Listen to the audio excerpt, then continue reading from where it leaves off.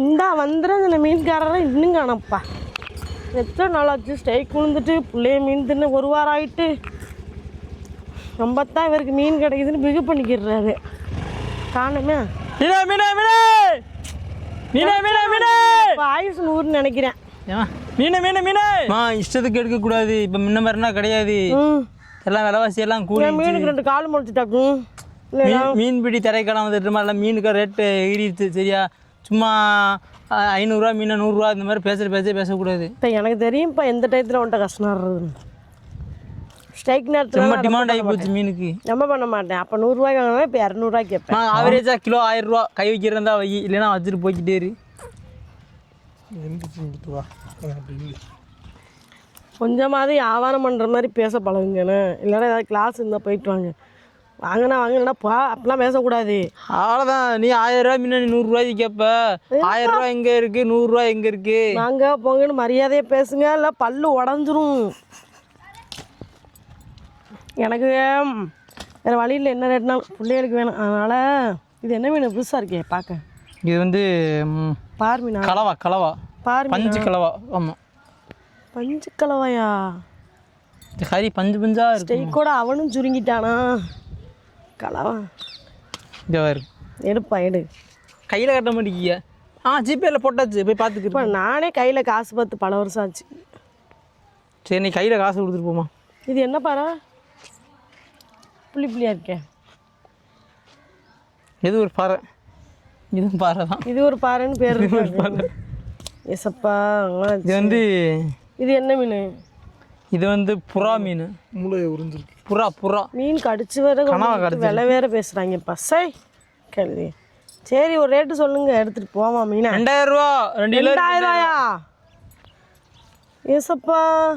வேறு அப்புறம் கூப்பிடலாம். மூக்குரு ஹார்பரில் மீன் எவ்வளோ ரேட்டுக்கு போகணும் எனக்கு? 4000 ரூபாய்க்கு போதும். கேள்வி சி மீன் வச்சுட்டு போமா. 2000 ரூபாய் மீன் 500 ரூபாய்க்கு வாங்கிருக்கேன். மீன் வச்சுட்டு போமா. அவனை போப்பான்னு சொல்லிக்கிருக்காதப்பா. 1000 ரூபா 2000 கொடுத்து வாங்கத்தான் செய்யணும். பிள்ளைய ஆசைப்பட்டுல. சரி எடுத்துகிட்டு கிளம்புறேன். ஜிபே பண்ணி விட்றேன். வந்துட்டான்னு பார்த்துக்கிருங்க. அவரை வரலைக்குறேன்னு சொல்லிட்டு. நான் ஒரு நாளோட காசாக கணக்கில் கட்ட முடியுங்க. ஃபுல்லாக ஜிபேன்னு. இது கூட கொஞ்சம் இல்லையா? மீன் மட்டும் தான் 2000 ரூபா.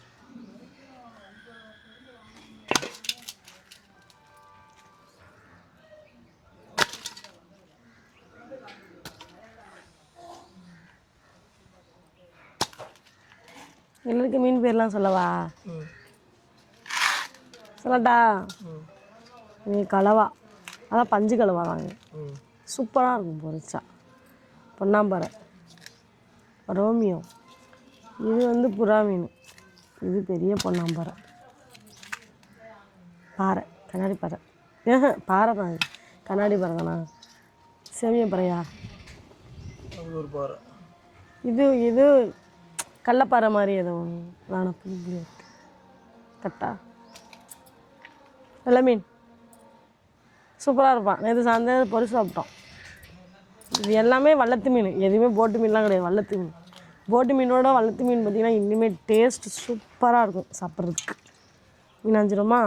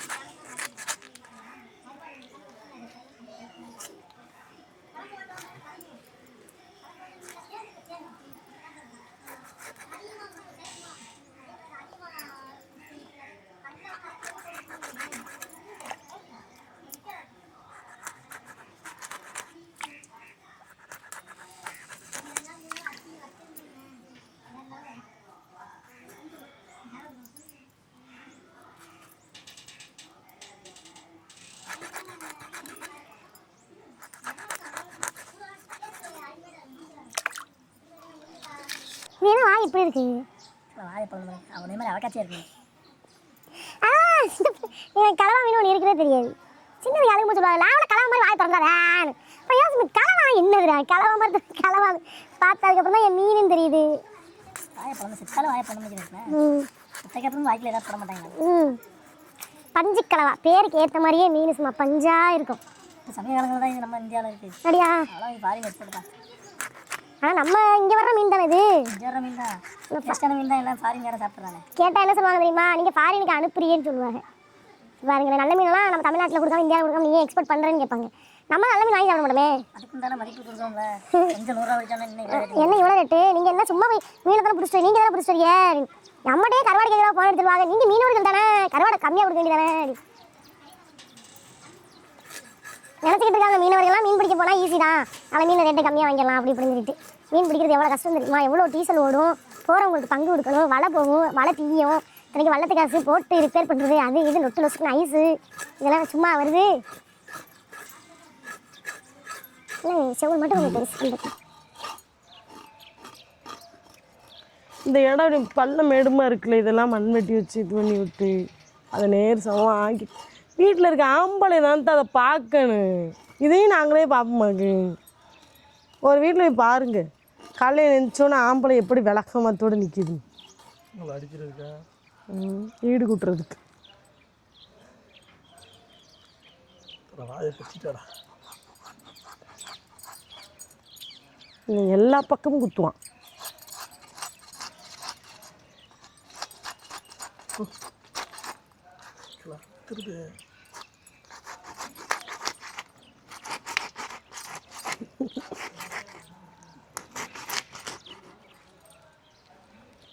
எவ்வளோ ஃப்ரெஷ்ஷாக இருக்கா பார்த்தீங்களா இது மட்டும்.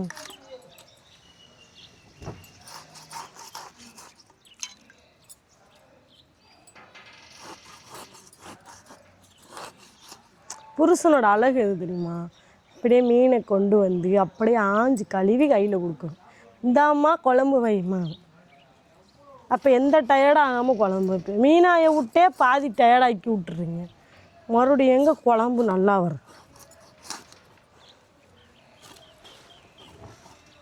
நல்ல வேலைக்கு அந்த காலத்து மாதிரியே மசாலாலாம் அரைச்சி வறுத்து அரைச்சி வைக்கிறீங்க, செத்தே போயிடுவோம்.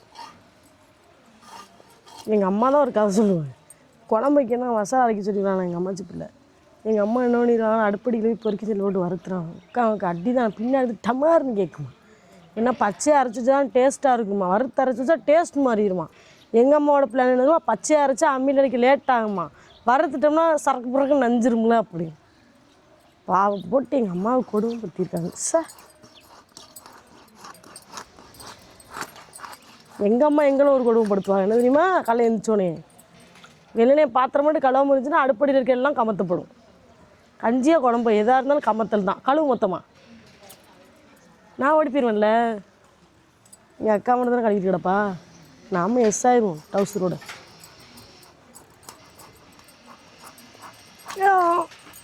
யாருங்க காட்டுறேன்.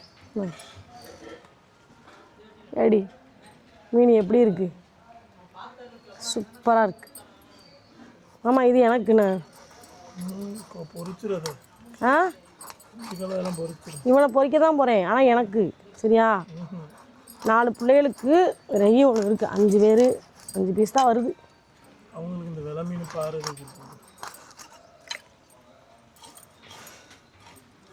பிள்ளைகளுக்கு நல்லதை கொடுத்துட்டு.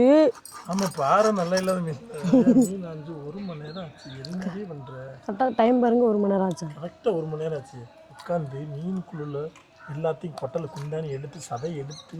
ஆனால் மீனுக்கு வாய் இருக்குன்னா வலுத்து அழுகுறது. அதை நோண்டுறதுல உனக்கு அவ்வளோ சந்தோஷமா இருக்கு. நோண்டுறேண்ணா, க்ளீன் பண்ணிக்கிட்டு இருக்கேன். எருமை க்ளீன் பண்ணிக்கிட்டு இருக்கேன், நோண்டுறேண்ணா. அப்படியே வச்சு தந்துடுவா குடல் குந்தானியோட மொத்தமாக. நான் திங்கணுமா இல்லையா? உங்களுக்கு வேணா சொல்லுங்க, நான் அப்படியே வச்சு தரேன். நான் சாப்பிடணும் திரும்ப.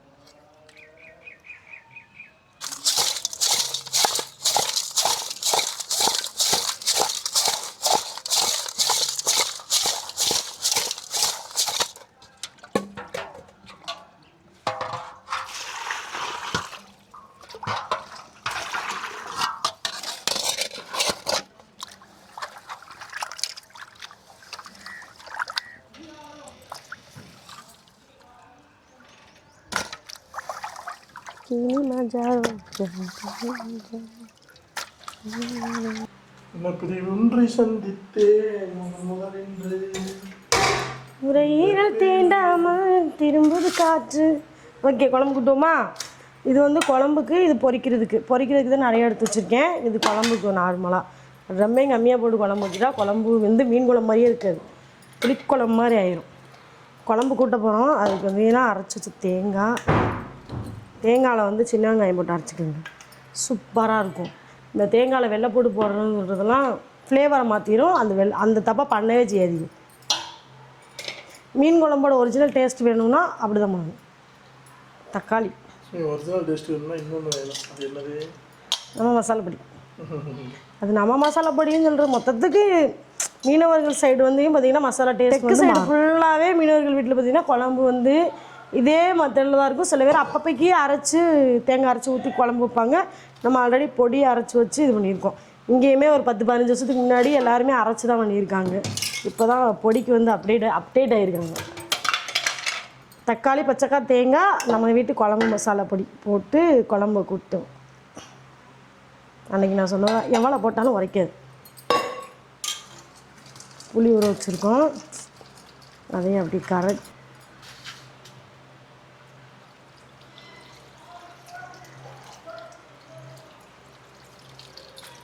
கரைச்சி வச்ச புளி.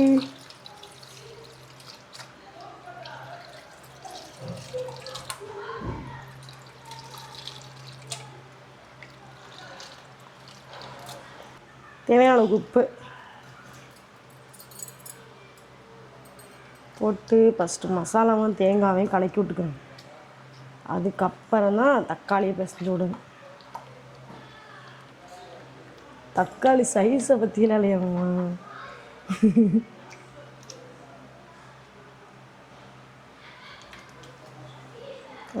குழம்புக்கு தக்காளியுமே நல்லா கூட ஊற்றியேன்னா நல்லா மனமாக டேஸ்ட்டாக இருக்கும். பட்டு கொஞ்சம் ரெஸ்ட் எடுத்துகிட்டு வந்துடுறேன். காமெடிக்கெலாம் சொல்லலாம், உண்மையாக சொல்கிறேன்.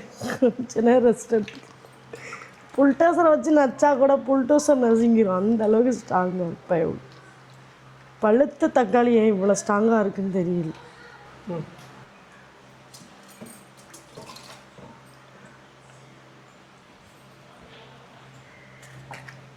லைட்ரு ஈரமாயிட்டு வெளியே காய வச்சோம்.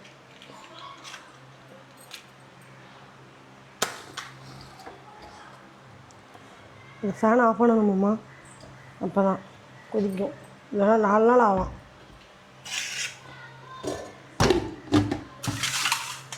பொரிக்கிறதுக்கு இறங்கிடுவோமா?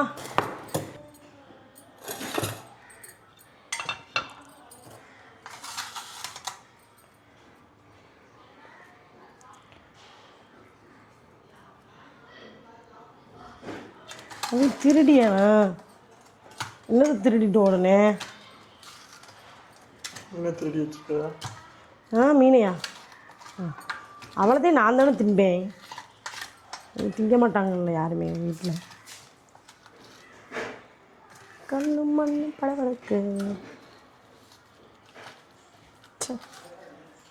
நான் காலையில் வந்து ஜாலியாக இருக்கேன் தெரியுமா?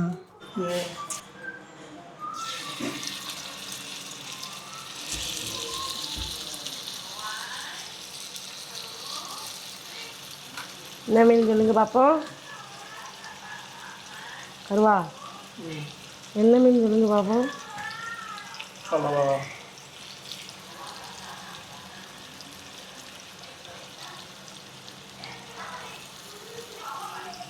கலவாபுரம் வச்சுட்டேனம்மா, போதுமா? கலவாய் கலவாயை திறந்துடுவீங்க போதும். கொஞ்சம் கொஞ்சமாக பொரிச்சா சீக்கிரமாக பொரிச்சு நான் அடுப்புக்கு. ஆனால் இவனை நான் சாப்பிடணும், அதனால தான் பொரிப்பேன். மற்றெல்லாம் கீழே வர்றதுக்கா? இவனை இப்போவே சாப்பிட்ருவேன். அதுக்கு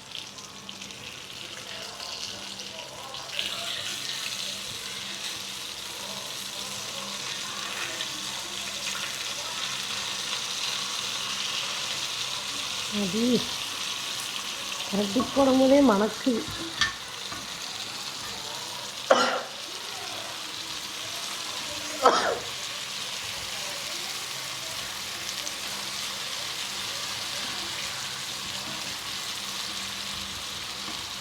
இந்த முட்டை ஒன்று முட்டை எனக்கு இந்தா குழம்பு வச்சுட்டு பாருங்க.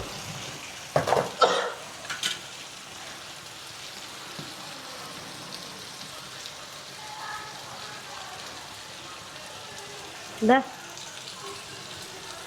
இது எந்த படத்து ஸ்டில்னு கரெக்டாக சொல்லுங்க. தெரில, தெரிஞ்சால் ஆமான்ல சொல்லுங்க. ரெகுலேடி குண்டி கண்டியில் இதே மாதிரியே மண்டே தூக்கி இப்படி வந்து பார்ப்பாங்க. யார் படம் சொல்லவா? நம்ம யார் படம் சொல்லவா?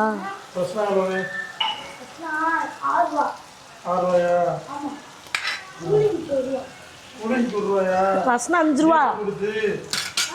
மாமா யார் சொன்னது? எதை கொண்டு அடிக்கலாம் உங்களை? வைங்கம்மா.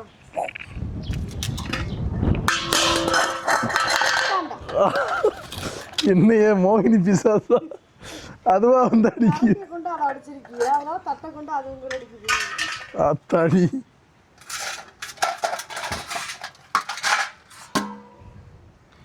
யாத்தே சோந்த போட்டு ஆற வைக்காம. ஆமாம், அதெல்லாம் குடும்பத்துமா 11 மணிக்கு அடிச்சு. அப்படியா? நல்லா குளிர்ந்து கொதிக்குது. அப்பா வந்துட்டாடா சாப்பிட்ற நேரத்துக்கு. எதிரும் காட்டு சூப்பர். கவர் கொண்டு கயிறு கட்டி கொண்டு வருவாங்க. கயிறு அது கவரில் போட்டு கொண்டு வருவாங்க. இங்கே யாருங்க எதிரும் கொண்டு இருக்க மாடலை கேளு. சூப்பராக இருக்குல்ல? டேலண்ட்ரானா? மீன் அதிகமாக சாப்பிட்றதுனால அளவுக்கு மீன் மூளை வளர்ந்துருக்கு. மூளை மிச்சம் வளர்ந்துச்சு. இந்த இப்படி காத்தொலி மூக்குள்ளே இருக்கும்போது அறுத்தறுத்து கொடுத்துருங்க பக்கத்துக்கு. அறிவு நம்ம பொருளை காதல் வளர்த்து எவ்வளோதான் சமையல் பண்ணாலும் இந்த குழம்பு ஊற்றி சாப்பிட்ற ஒரு டேஸ்ட்டு எதுவுமே இல்லைப்பா. ஆஹா, புறா கிளம்புறான். தட்டு தூக்கி இந்த இடத்த குழம்பாக்கிறாதியே கொண்டுருவேன் உங்களை. மாமா சிந்தாமல் ஊற்றிக்கிட்டு இருக்கேன். குறுக்க கௌசிக் மாதிரி வந்துடாத. சாப்பிட போகிறார். நம்மளுக்கு பிடிச்ச கலவை எங்க எடுத்து வச்சுட்டே இங்கடி கலவையை காணும். பக்கமாக இருக்குல்ல ஓரமா, அது கூட கலவை தான். பஞ்சு கலவா. ஏன் இதுக்கு பேர் பஞ்சு கலவான்னு வந்துச்சுன்னா பஞ்சு மாதிரி எப்படி புஷ் புஷுன்னு இருக்கும் அதோட கறி. நல்ல ருசியாகவும் இருக்கும்.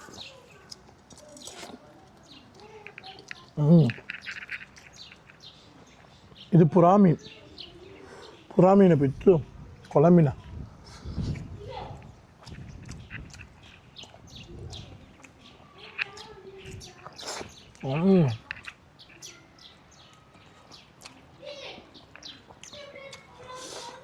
சரியான டேஸ்டியா.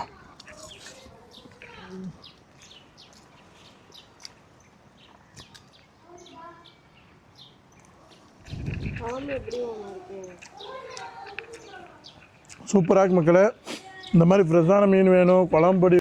திருப்பூரில் உள்ள மக்கள் யாரும் கவலைப்பட வேண்டாம். திருப்பூரில் உள்ள உங்கள் மீனவன் கடைக்கு போங்க, எல்லாமே கிடைக்கும். மீன், மசாலா பொடி எல்லாமே கிடைக்கும். பக்காவான டேஸ்ட்டில் இருக்கும். அதே மாதிரி தருமபுரி, ஓசூரில் மீன் கிடைக்கும். போய் நல்லா சாப்பிடுங்க சமைச்சு. இந்த மாதிரி நம்ம வீட்டு குழம்பு பொடி, ஃப்ரை மசாலா போட்டு மீன் பொரிச்சு சாப்பிட்டு பாருங்கள். ருசியோ ருசி தனியாக அள்ளும். அந்த டேஸ்ட் உண்மையாகவே பார்க்கும்போதே தெரியும்ல, மீன் ரொம்ப ருசியாக டிஃப்ரெண்ட்டாக இருக்கும். நைட்டு மசாலா பொடி.